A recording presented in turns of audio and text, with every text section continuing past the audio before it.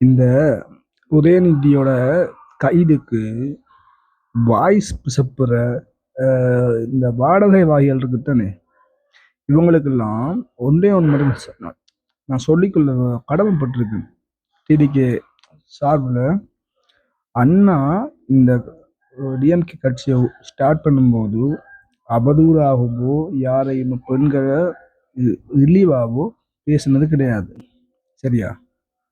ஆனா இந்த கள்ளன் கருணாநிதி இருக்கான் தெரியுமா?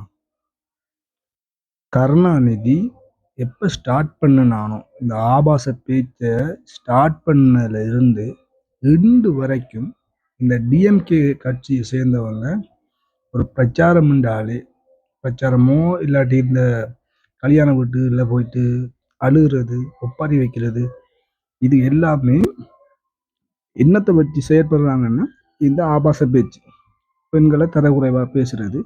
அதுக்கு அப்புறம் எலெக்ஷனுக்கு போய் அப்படியே பெண்கள்கிட்ட போய் கையேந்தி நிற்கிறது, பிச்சை எடுக்கிறது, 5000 10,000 ஓட்டு கொடுத்து பிச்சை எடுக்கிறது. இந்த இது நடவடிக்கை நிறைய பேர் சப்போர்ட் பண்றாங்க. இது சரியான ஒரு விடயம் தான், ஒரு கைது பண்ணத்தான் வேணும் அப்படின்றது.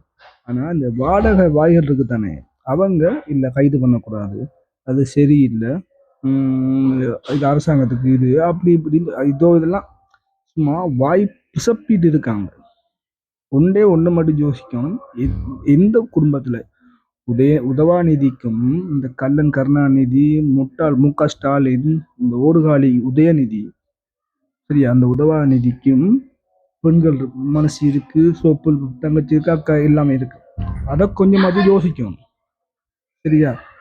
அதை இந்த யோசனைத்தன்மை இல்லாம அரசியல்ல இப்படியெல்லாம் அவதூறு பேச்சு, ஆபாச பேச்சு எல்லாம் பேசினா இந்த தண்டனை கூட இவங்களுக்கு போதுமானதாக இருக்காது.